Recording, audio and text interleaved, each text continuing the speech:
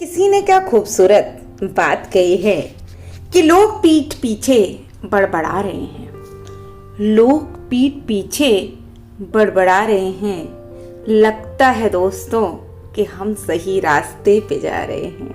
नमस्कार दोस्तों, ईश्वर सदैव आपका भला करे और आपकी झोलियां ईश्वर के आशीर्वाद से हमेशा भरी रहे। तो दोस्तों, आज बात करेंगे उन लोगों की जो अक्सर दूसरों की टांग खींचते हैं, उनको बुरा बताते हैं। कैसे ऐसे लोगों का सामना करें जो हर वक्त आपकी कमियां ही देखते हैं, कभी आपकी प्रशंसा नहीं करते। बहुत समय पहले की बात है कि किसी गांव में एक किसान रहता था। उसका नाम था मोहन। बड़ा ईमानदार था, मेहनती था। अपने अच्छे व्यवहार के कारण दूर दूर तक लोग उसे जानते थे और उसकी बड़ी प्रशंसा करते थे। लेकिन एक दिन जब देर शाम वो खेतों से काम करके लौट रहा था, तभी रास्ते में उसने कुछ लोगों को बातें करते सुना। वो लोग उसी के बारे में बात कर रहे थे। मोहन को लग रहा ये लोग मेरी तारीफ कर रहे होंगे, तो बिना बताए धीरे धीरे उनके पीछे चलने लगा। लेकिन जब उसने उनकी बात सुनी तो पाया कि वो लोग उसकी बुराई कर रहे थे। कोई कह रहा था बड़ा घमंडी है, कोई कह रहा था सब जानते हैं, बस अच्छा होने का दिखावा करता है।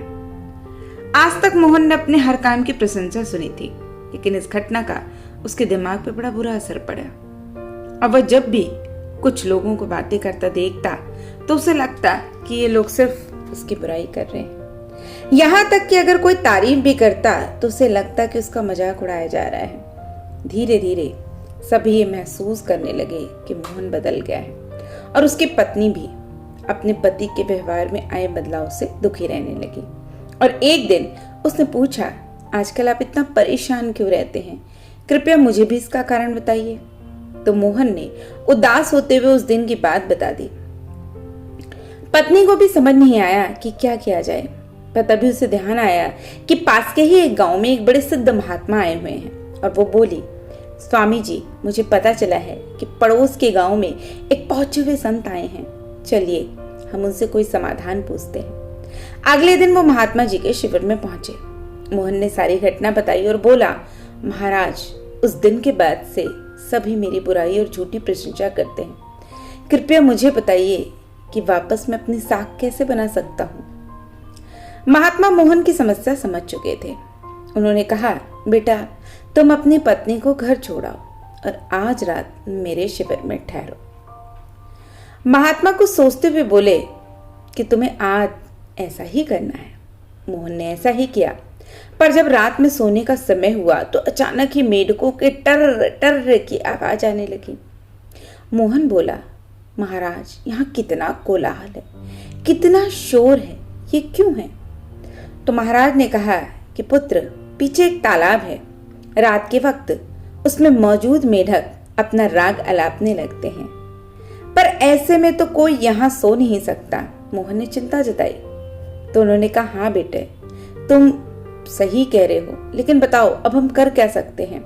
हो सके तो तुम मेरी मदद कर दो।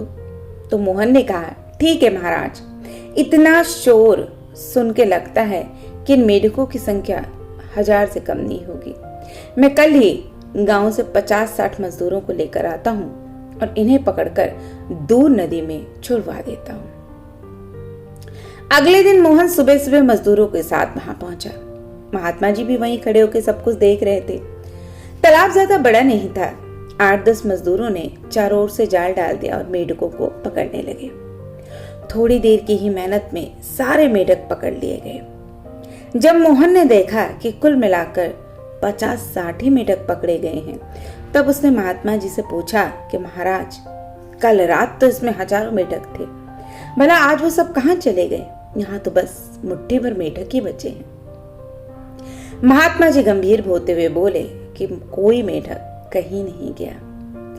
तुमने कल इन्हीं मेढकों की आवाज सुनी। ये मुट्ठी भर मेढक ही इतना शोर कर रहे थे और तुम्हें लगा हजारों मेढक टर टर कर रहे हैं। पुत्र, इसी प्रकार जब तुमने कुछ लोगों को अपनी बुराई करते सुना तो भी तुम यही गलती कर बैठे।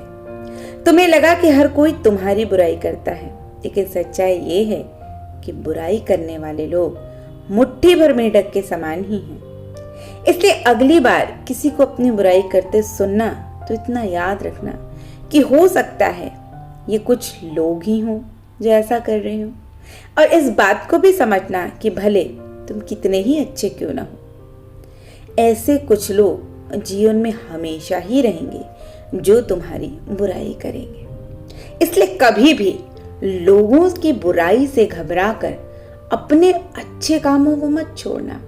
अपने काम को शांत हृदय से करते चलना, और एक दिन ये सभी मेढक जिनकी आवाज से तुमको दिक्कत होती है, वो सब तुम्हारी जिंदगी से तुम्हारी ऊंचाई के साथ साथ दूर होते जाएंगे।